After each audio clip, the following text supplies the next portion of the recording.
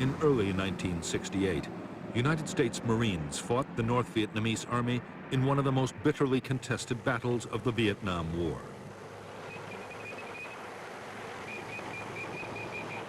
For 77 days, 20,000 NVA troops laid siege to the Marine combat base at Khe Sanh. At stake was the control of the gateway to South Vietnam.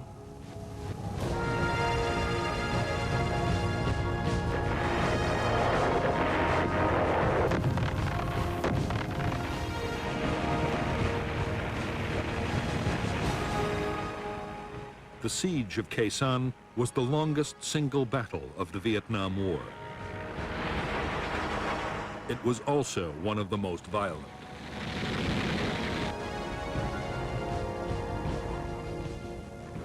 There were savage artillery duels, mass infantry assaults, and fierce hand-to-hand combat.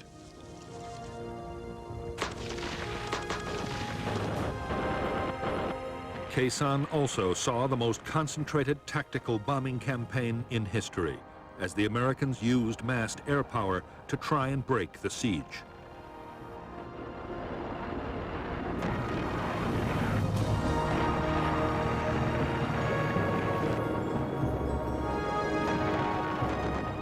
The North Vietnamese meant their attack on Khe Sanh to deliver an historic victory that would destroy the will of the United States to carry on the war. In fact, in spite of immense sacrifice, the North Vietnamese army would fail.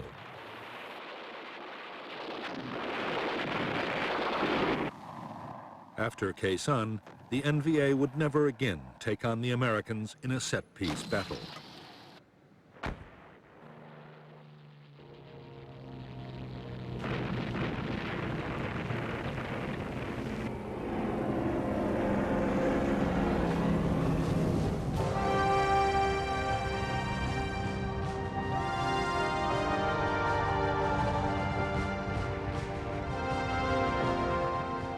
In March 1965, 3,500 U.S. Marines had been the first American combat troops sent to South Vietnam. Their orders were to defend an air base at Da Nang, but their mission didn't stay defensive for long.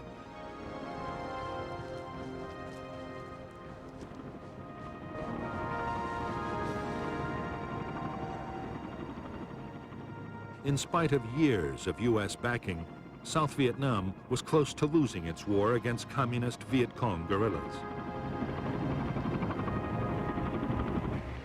By July 1965, Washington had decided to commit 200,000 U.S. troops to the fight, and the Marines had gone on the offensive.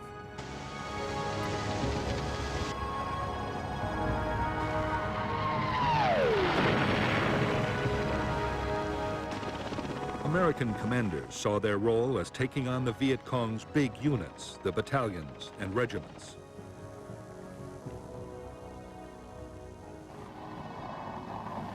The units were well trained and had been armed with modern weapons by North Vietnam. Increasingly, the NLF's war was controlled from the north, and North Vietnam had already begun to send its own troops to fight alongside the guerrillas.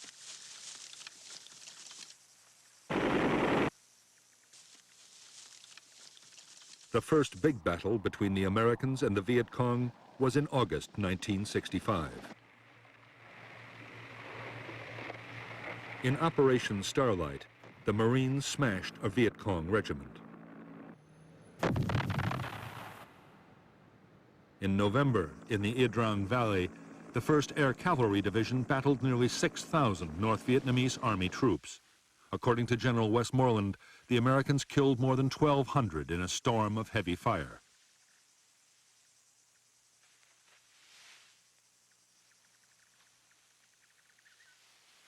American commanders were buoyed up by their apparent success on the battlefield. More such victories would quickly force the Viet Cong to give up their campaign. The optimism did not last long.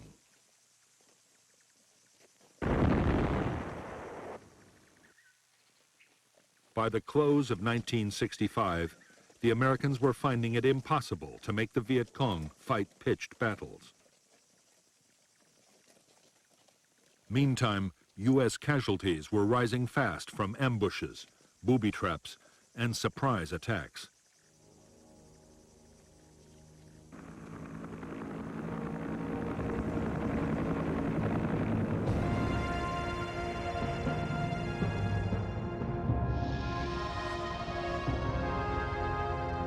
By the start of 1966, Military Assistance Command, known as MACV, the main American headquarters in South Vietnam, deployed 184,000 U.S. troops.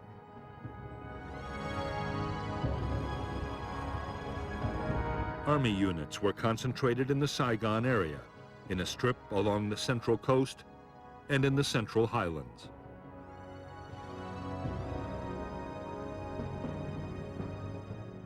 The Marines of the 3rd Marine Amphibious Force were further north, in the area known as I Corps.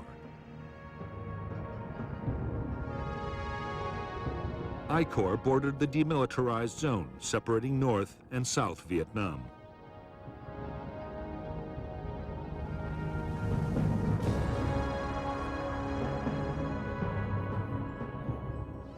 The Marines now had 3 main bases in I Corps, at Da Nang, Chu Lai, and Phu Bai, while the South Vietnamese Army had headquarters at Hue and Quang Ngai. The threat came from NLF battalions in the countryside and the border areas, the North Vietnamese Army on the demilitarized zone, and from tens of thousands of local NLF inside the heavily populated coastal belt.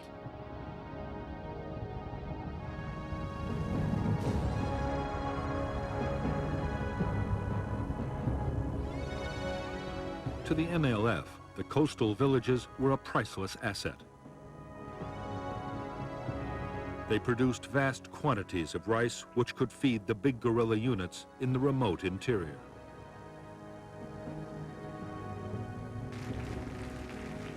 They also produced large numbers of recruits.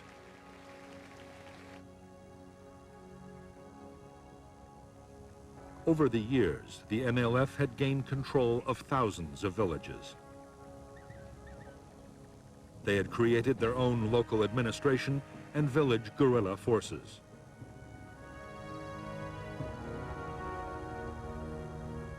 The villages also played host to the big units as they passed through on operations.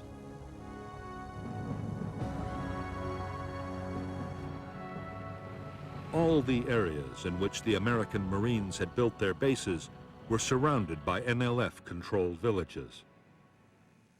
Marine sweeps through the settlements rarely managed to find them.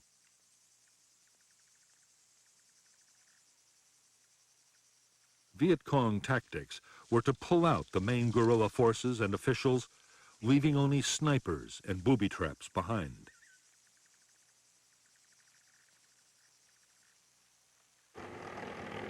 After the Marines had moved on, the fighters would quickly return. For the Americans, it was deeply frustrating.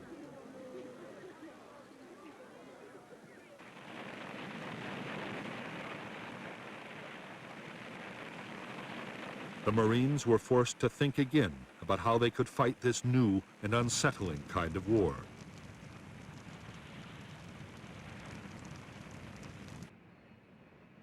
The answer the Marines came up with was a pacification program. The idea was to fight the NLF for control of the villages and to do it around the clock.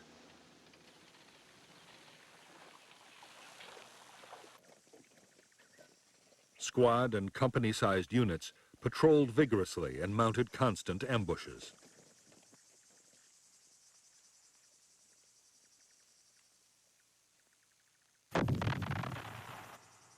The rice harvest was protected to keep it out of Viet Cong hands. In areas that stayed hostile, whole villages were moved by force to districts already pacified.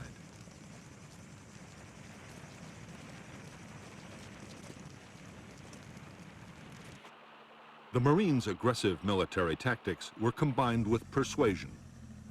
In civic action projects, widely known as the Hearts and Minds program, villagers were given medical aid and help with economic development.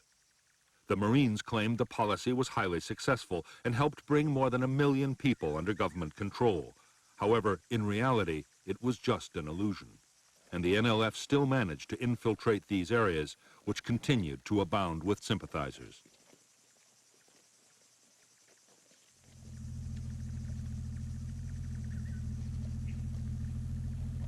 The change came in mid-1966. General Westmoreland, the commander of U.S. forces in South Vietnam, had never agreed with the Marines' methods. He believed that controlling villages was a waste of highly trained and heavily armed troops. Westmoreland argued that the Marines should instead be used to pursue the enemy's big units in the remote interior.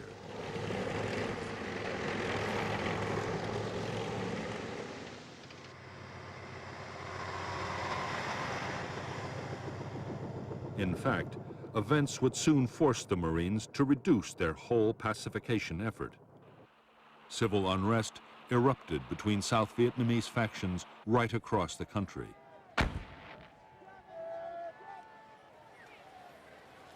The North saw its opportunity and assembled thousands of troops poised to cross into the South.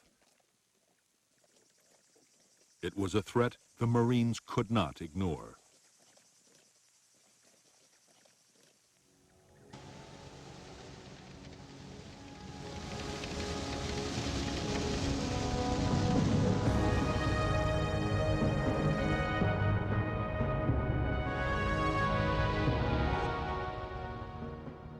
The North Vietnamese Army's 324B Division crossed the demilitarized zone in late May 1966 and encountered a Marine battalion.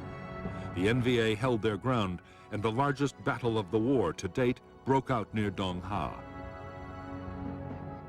General Walt moved most of the 3rd Marine Division north, 5,000 men in 5 battalions.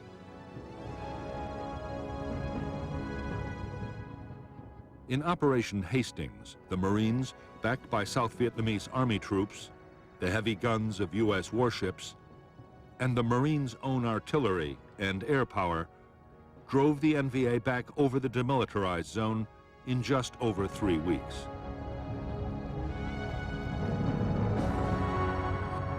Because the Marines were forbidden to cross the demilitarized zone into North Vietnam, the 324B Division, along with elements of 2 more divisions, were able to regroup and return to the south almost at once.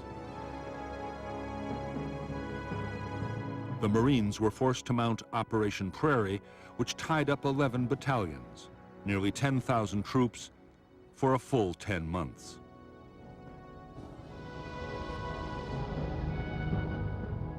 To support the operations, they and Special Forces units built a string of combat bases stretching from Jiolin in the east to Khe Sanh in the west.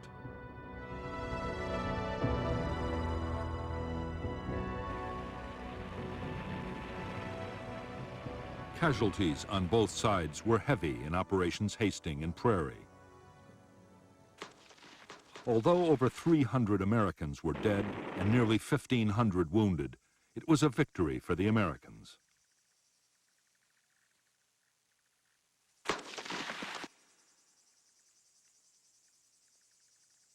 However, the NVA divisions had not been beaten.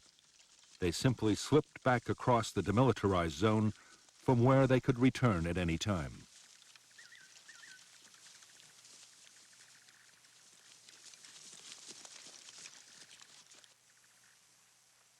The Marines now had little choice but to keep strong forces in the area. As the Americans had expected, in the first months of 1967, North Vietnamese Army units once more began infiltrating into the south.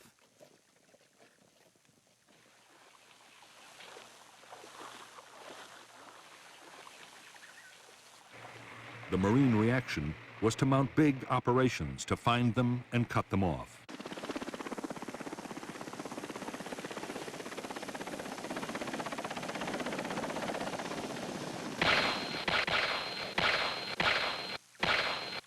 Both sides were determined to control the hilltops dominating the valley trails. The bloodiest battles of all were those fought for the hills surrounding the Marine combat base at Khe Sanh. These were 881 North and South and Hill 861, thus named for their height in feet.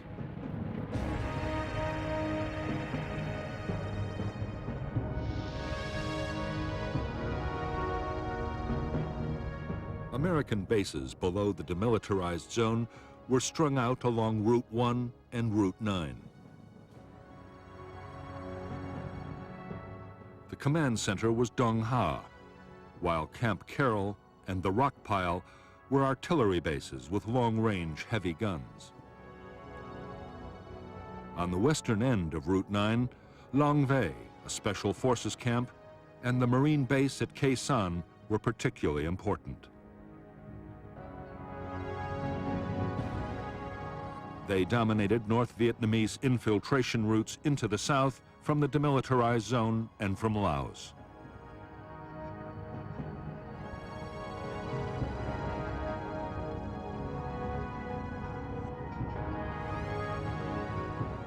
Khe Sanh Combat Base sat astride the valley of the Rao Quan River, with Dong Tree Mountain to the north and a series of smaller, numbered hills to the northwest.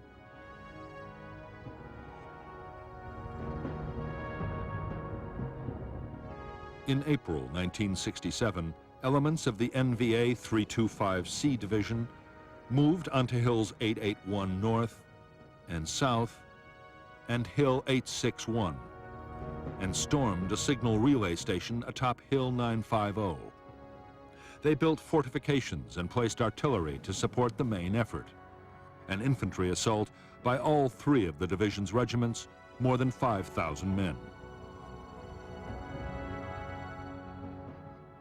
The base at Khe Sanh had been defended by only a single company of Marines. But now, American strength was raised to 2 battalions with more artillery. By May 5th, after violent battles, the Marines had seized all 3 key hills. The battered North Vietnamese division pulled back over the demilitarized zone and across the Laotian border.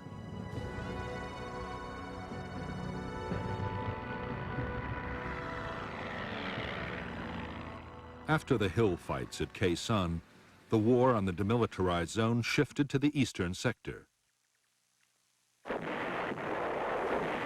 North Vietnamese artillery, hidden inside the zone, hammered Marine bases, causing heavy casualties. 30,000 NVA troops tried to infiltrate past the American outposts.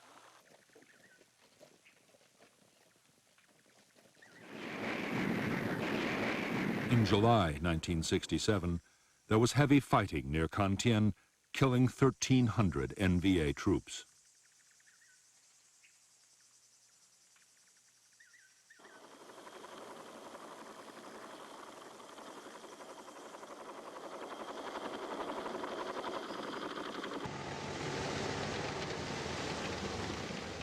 During the last months of 1967, the Marines launched one operation after another to try and intercept infiltrating NVA forces.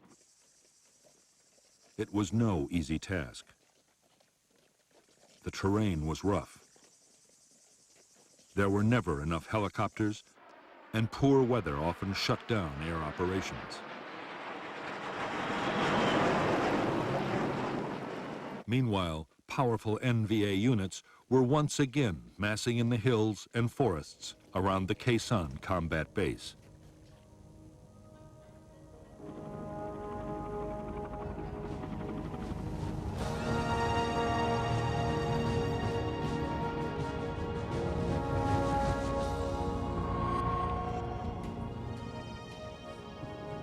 Since the start of the conflict, North Vietnamese leaders had been arguing bitterly about how best to win the war in the South.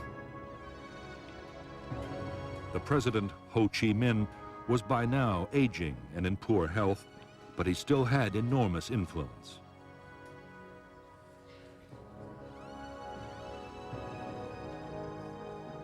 Ho was revered by millions of Vietnamese, North and South, and any big decisions had to be approved by him.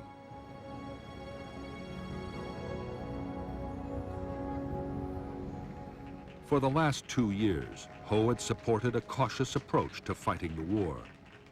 But in mid-1967, he backed a new strategy pushed by powerful figures within the Politburo, including Li Tuan, the General Secretary of the Communist Party.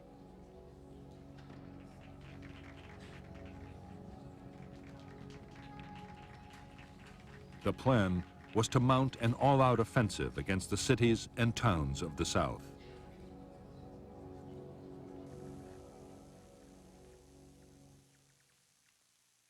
The NLF guerrillas inside South Vietnam would launch most of the attacks. But General Giap, North Vietnam's defense minister, planned to add a distinctive touch of his own. He meant to pit North Vietnamese army troops directly against the Americans at Khe Sanh in a major set-piece battle.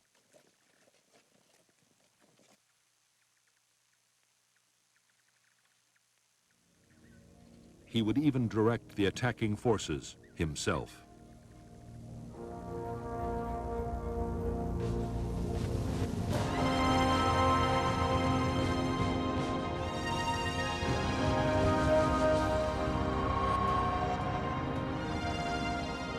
Throughout 1967, the U.S. President Lyndon Johnson had been under pressure from his military advisors to intensify the war in Vietnam.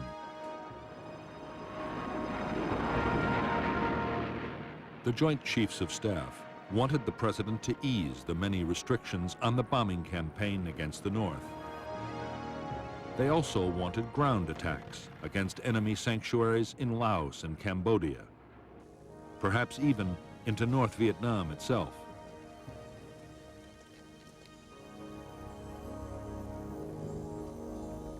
Without such measures, they could see no prospect of victory soon.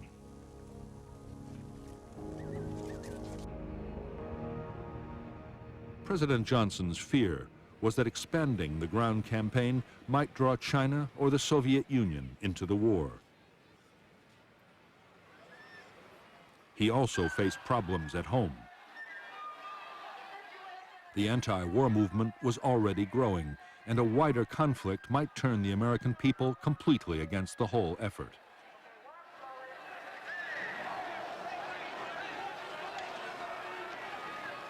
The last thing the president wanted to hear was that the communists were preparing for a major offensive.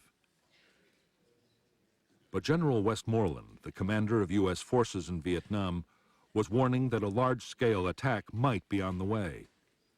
Westmoreland believed that the North Vietnamese army was preparing a big push into the south, and that its first target might be the Marine combat base at Khe Sanh.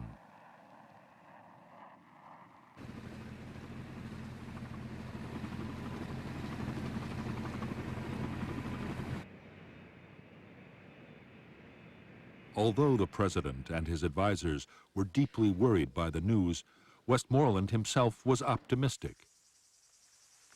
He believed he had the forces to deal with any threat, and a massive enemy offensive might be the opportunity he'd been waiting for.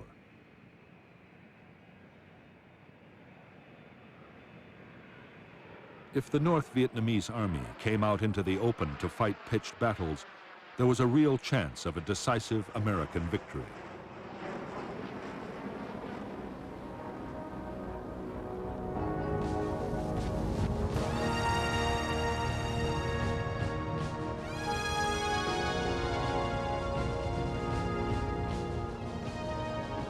For the North Vietnamese army and its commander, General Giap, attacking the Americans at Khe Sanh promised a whole series of benefits. The buildup would draw American attention away from the southern cities, the main targets of the Tet Offensive. A successful attack would also open a clear route into South Vietnam.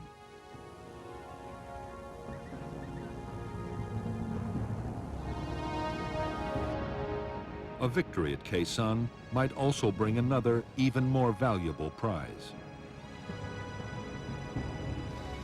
The U.S. Marines defending the base were an elite force, and crushing them might damage American morale beyond repair. In 1954, 13 years previously, General Giap had inflicted just such a defeat on French colonial forces at Dien Bien Phu.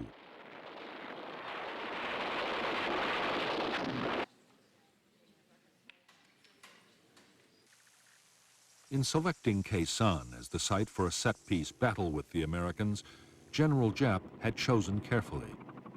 The jungle-covered hills and low cloud combined with heavy fog would work against American air power.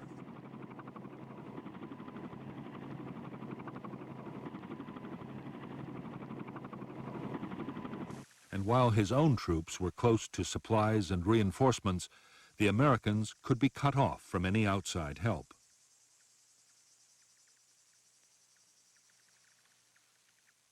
The weakened garrison would then be overrun.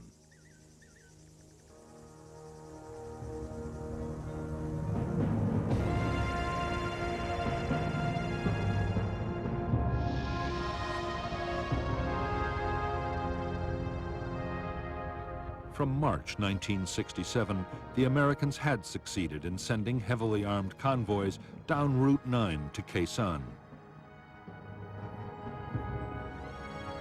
However, in July, an attempt to get long-range artillery to the combat base was blocked by North Vietnamese ambushes.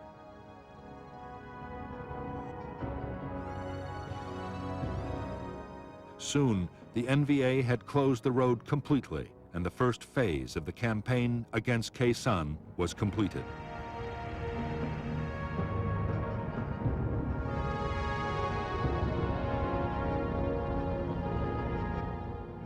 The next stage in the North Vietnamese plan was to deploy infantry north and west of Khe Sanh. The units to the north would capture the hills overlooking the base and place artillery to bombard the Americans and destroy their airfield.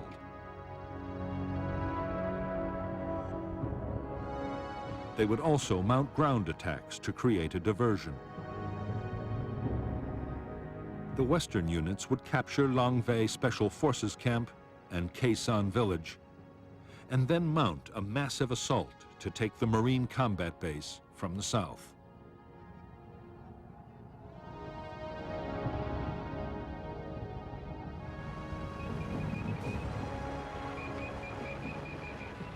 A vital ingredient of General Giap's plan was to soften up Khe Sanh and its surrounding hill outposts with massive artillery bombardments.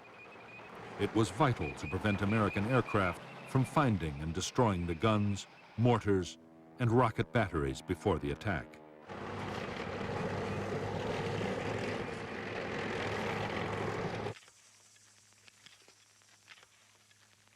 The troops made enormous efforts to protect the artillery by hiding it in caves or specially dug pits.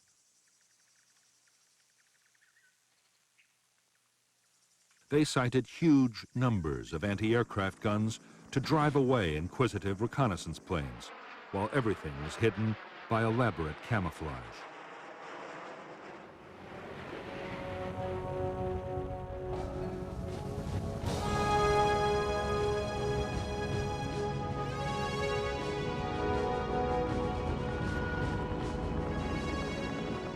From the start of the war in Vietnam, U.S. military commanders had believed that the best form of defense was to attack in strength.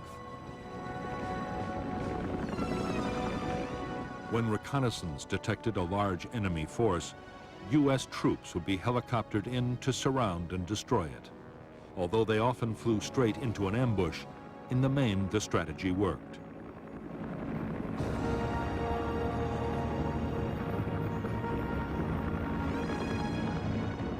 The problem with the American tactics was that they needed ever-increasing numbers of troops and helicopters.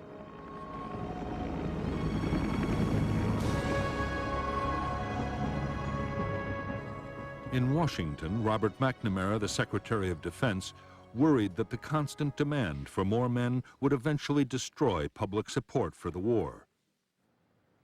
Throughout 1967, McNamara had pushed for a strategy that would reduce the need for manpower. One proposal in particular McNamara adopted enthusiastically. The idea was to clear a line along the demilitarized zone and build an electronic barrier to stop enemy infiltration from north to south. The plan, called the Strong Point Obstacle System, was expected to cost $1 billion. To U.S. troops on the ground, it made no sense. They christened it McNamara's Line.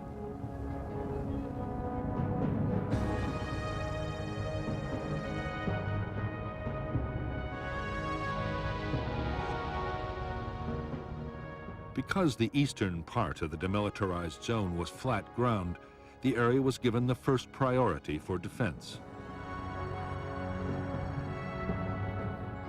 The plan was for 9 strong points, including Con-Tien and Jiaolin, linked by fencing, minefields, and electronic detectors.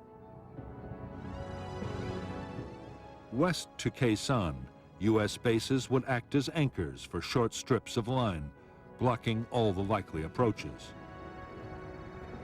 Artillery would cover the whole area.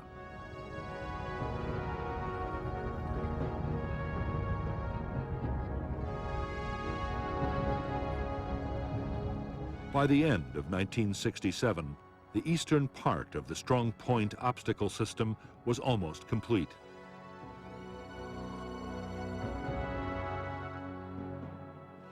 American planners hoped the new defense would at least channel the North Vietnamese into the more difficult hilly terrain guarded by the rock pile and Quezon.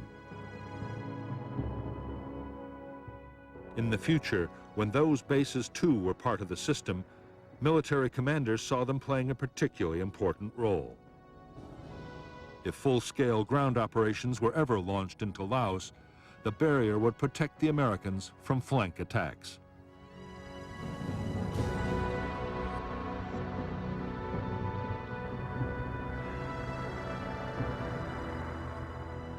The Strong Point Obstacle System was deeply unwelcome to U.S. commanders in the area. Building just the eastern part imposed a heavy burden on the Marines. The line was soaking up vast amounts of material and manpower, restricting offensive operations. Worst of all, the construction work and the transport supplying it were sitting targets for North Vietnamese gunners.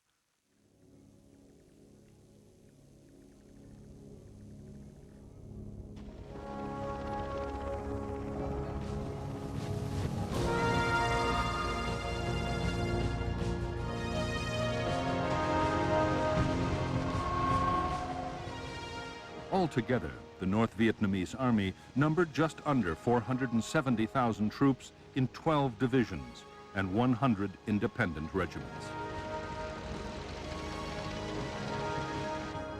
There was also a small navy for coastal patrol and a highly effective air force to defend against American bombing raids, together with an air defense missile force.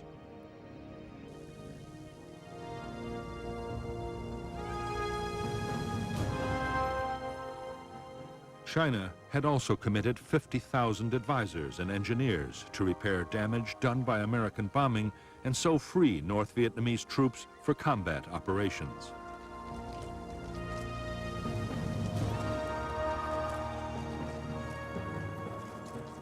By now, the NVA had taken over all military activity in the northernmost parts of South Vietnam, and 102,000 NVA troops were available to fight in the south.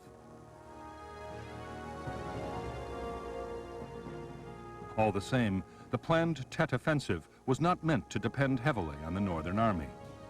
The southern guerrillas, the Viet Cong, would do most of the fighting, and just over a quarter of NVA units in the south were to be committed to Tet. The rest would either be held back as a reserve or thrown into the battle against the Americans at Quezon.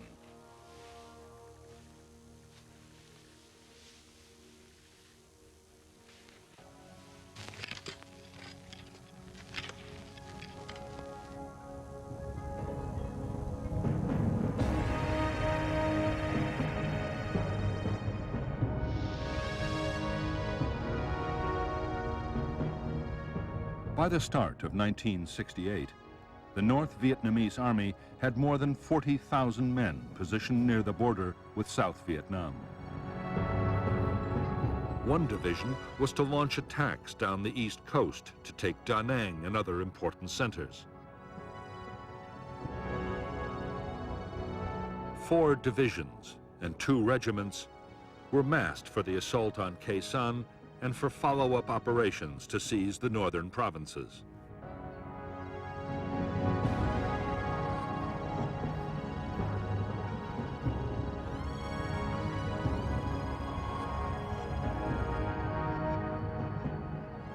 North of Khe Sanh was the 325C Division, with 3 regiments and a battalion.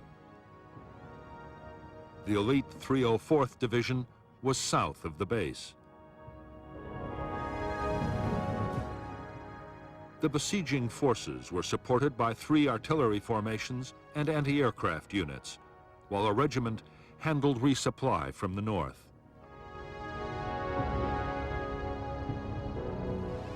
Further east, another division was placed to threaten the American artillery base at the rock pile, to keep Route 9 cut, and to act as reinforcements.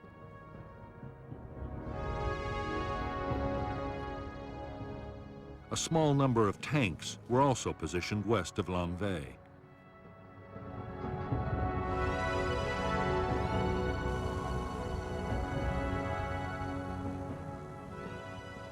If the battle for Khe Sanh was to end in victory, General Giap and his planners knew that an uninterrupted flow of supplies would be the key. The experience in 1954 of fighting the French at Dien Bien Phu had taught him the value of ensuring continuous supply long before the final storming of the enemy base. He was determined to repeat his achievement at Khe Sanh.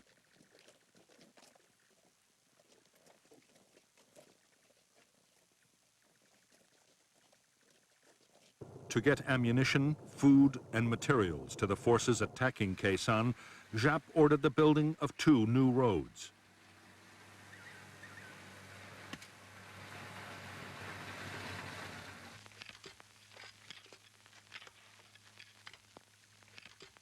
They were soon detected by the Americans, who named them the Santa Fe Trail. U.S. fighter bombers made furious attacks, but the roads were impossible to destroy or even damage seriously.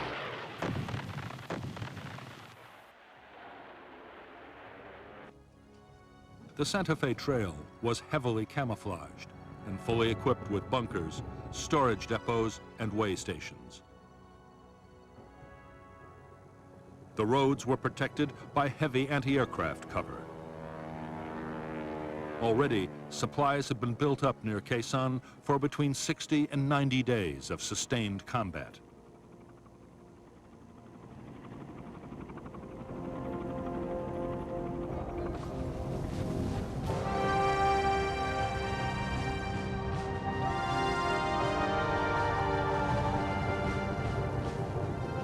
For more than a decade, the North Vietnamese Army had been getting military equipment from China and the Soviet Union.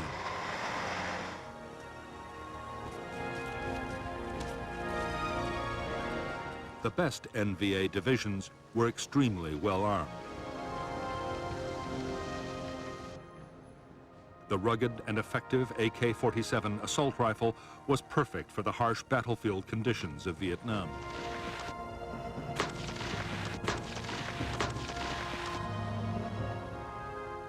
Infantry units had large numbers of machine guns and RPG-7 anti-tank grenade launchers.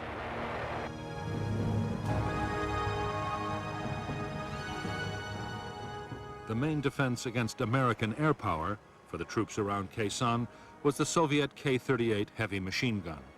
Near special installations, the NVA anti-aircraft units were armed with 37mm anti-aircraft cannons, a menace even to the fastest American jets.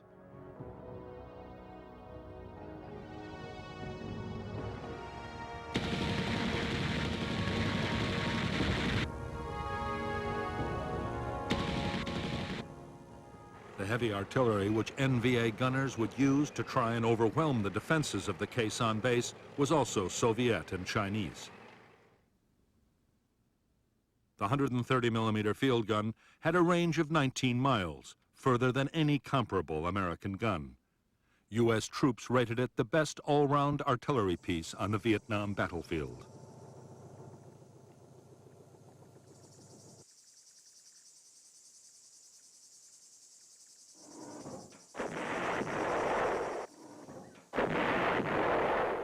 The guns would be reinforced by huge numbers of rockets and heavy mortars.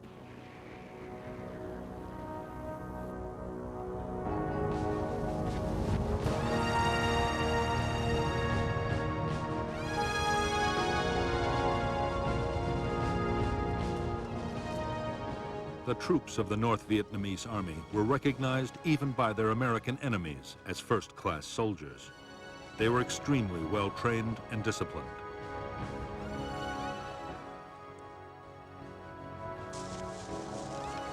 They were skilled in tactics, and their morale and determination often seemed to the Americans to border on the fanatical.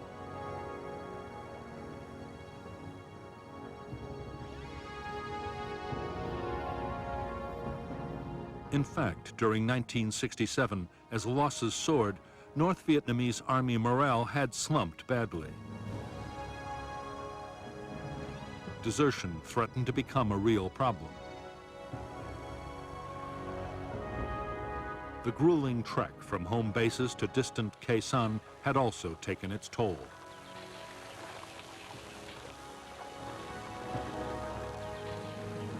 American bombing was a constant danger, and diseases, particularly malaria, were rife.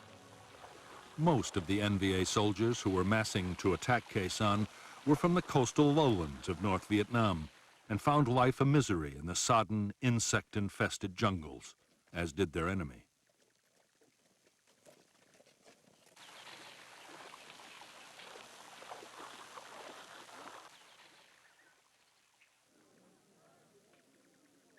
In preparation for the Khe Sanh battle, NVA commanders went to enormous lengths to restore their troops' morale. Cultural groups were sent on the long and arduous journey to the front to entertain the troops.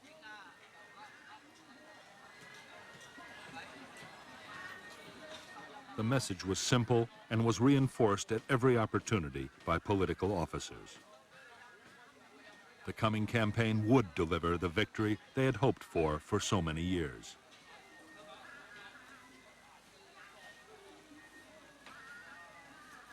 The propaganda effort worked well. In the final weeks before the offensive, desertions from the North Vietnamese Army fell dramatically.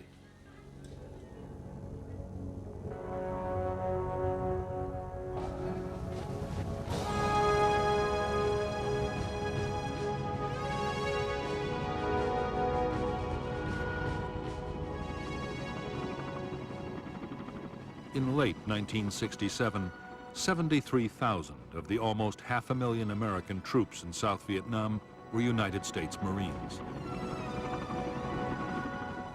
They were under the command of the U.S. Navy Pacific Fleet Headquarters in Honolulu, but operational control was with General Westmoreland's Military Assistance Command in Saigon.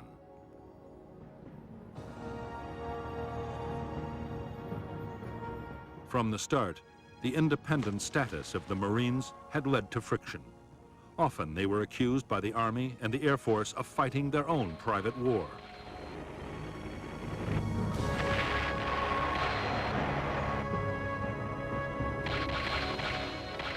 Since Lieutenant General Robert Cushman had taken over as Marine Commander in June 1967, he and Westmoreland had argued continuously over how the Marines should best be used. The latest issue was the McNamara Line.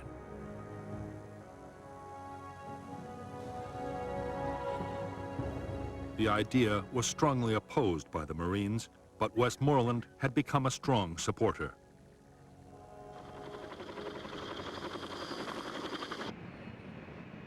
There was also a major disagreement brewing over who should control Marine air power.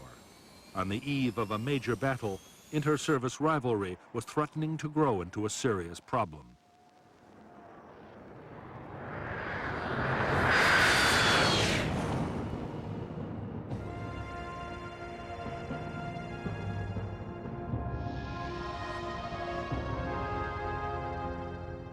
All American units in I Corps were commanded by the 3rd Marine Amphibious Force with its headquarters at Da Nang.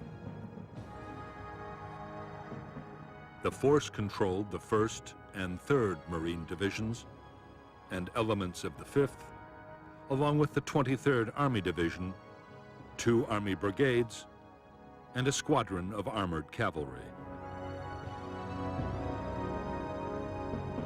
The South Vietnamese Army deployed 2 divisions and an infantry regiment in I Corps, and there was also a brigade of Korean Marines.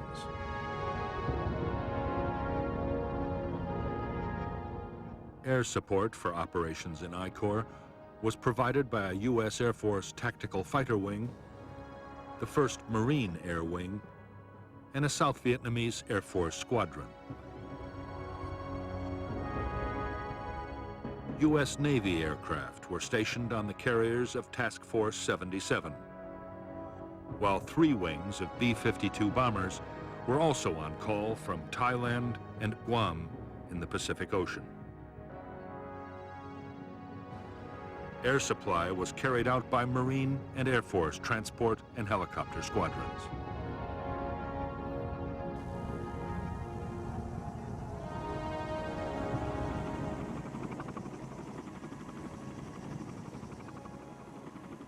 As more than 100,000 men, half of all U.S. combat units in South Vietnam, had been concentrated in I Corps, the supply system had been strained to the limit.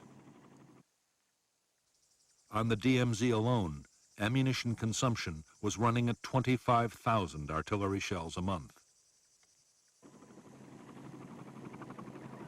The Marine supply lines stretched from the United States to Okinawa in the Pacific and on into Vietnam.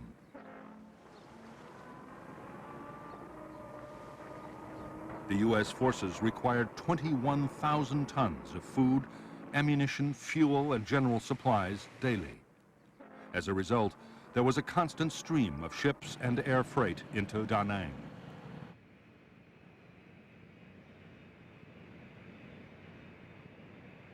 Getting the supplies to where they were needed was a massive job. Vietnam was the first war to see computers used to control supplies. The requisitioning system handled over 80,000 different items, from boots for the men to spares for helicopters.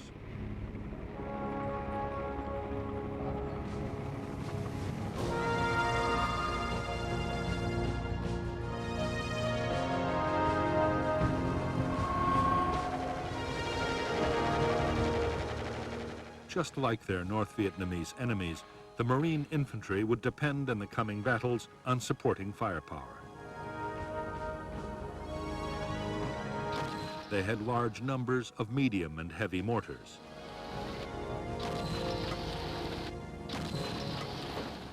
The Marines would also make good use of 106mm recoilless rifles. The M40 had been designed as an anti-tank weapon, but it was also highly effective against bunkers and trenches.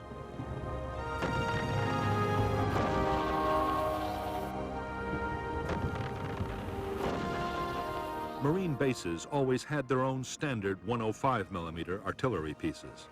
The guns had a range of 7 miles. Some bases, including Khe Sanh, also had powerful 155mm howitzers. They could lob a heavy shell over 9 miles at a rate of 4 rounds a minute.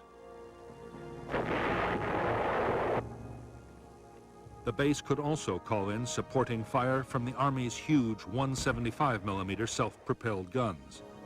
These weapons could fire a 170-pound shell 23 miles, just enough to reach the Khe Sanh area from the rock pile or Camp Carroll.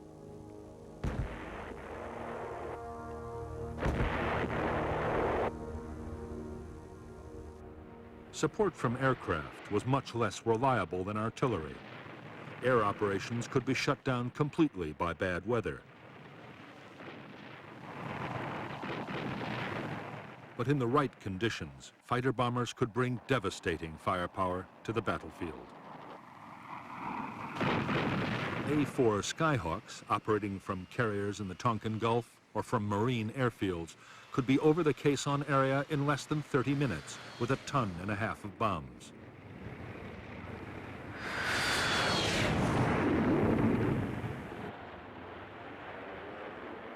Navy, Marine, and Air Force Phantoms were also on call. Although designed as an interceptor, the F-4 was a powerful bomber.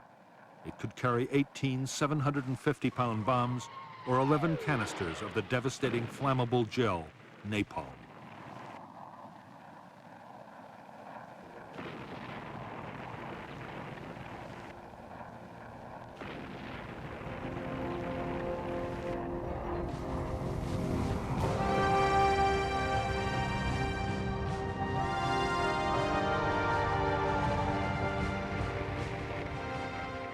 As an elite formation which could attract recruits of the highest quality, the United States Marines had for years been an all-volunteer force.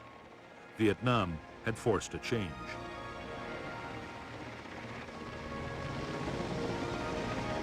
Restricting tours of duty to 13 months and the steady accumulation of casualties meant the Marine Corps had to take in draftees.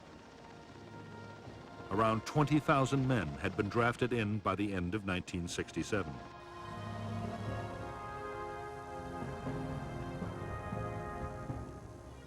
Basic training had been cut too, down from 12 to 8 weeks. There was also a severe shortage of skilled personnel, particularly helicopter pilots. In spite of the sometimes appalling conditions of cold, wet, and dirt in which the Marines in Vietnam had to live and fight, their morale had stood up well. Marine discipline and the sense of being part of an elite helped. So did the knowledge that support from artillery, helicopter gunships, or strike aircraft was not far away.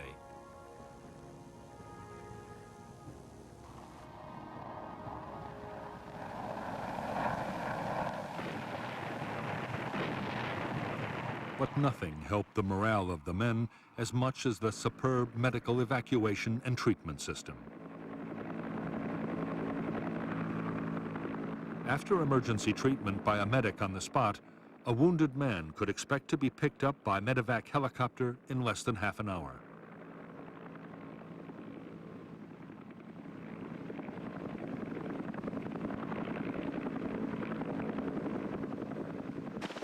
The crews of evacuation helicopters were among the most admired troops serving in Vietnam.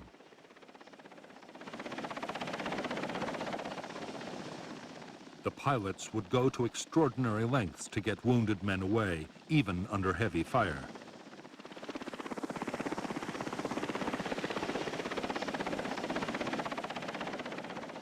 In I Corps, evacuation was to one of 3 field hospitals or to the main hospital at Da Nang. There were also 2 fully equipped Navy hospital ships, each with more than 500 beds. So effective was the Marine medevac system that 99% of evacuated Marines survived their wounds.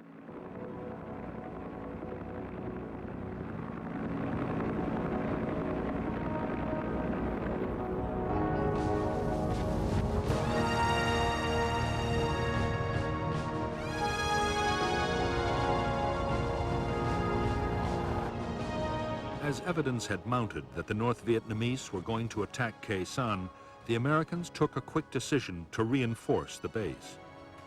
By the close of 1967, the 3rd Battalion of the 26th Marines had arrived to boost the garrison.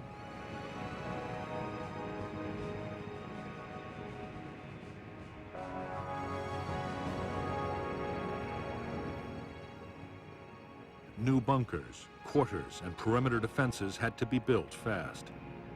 Building materials that were meant for the McNamara Line were quickly diverted to Khe Sanh. Only days after the new Marine unit had arrived at Khe Sanh, it launched a major search and destroy operation towards the border with Laos. The Marines discovered North Vietnamese weapons caches and fresh trails. but not a single enemy soldier opened fire. Unknown to the Americans, the 30,000 NVA troops all around were under strict orders to avoid all contact.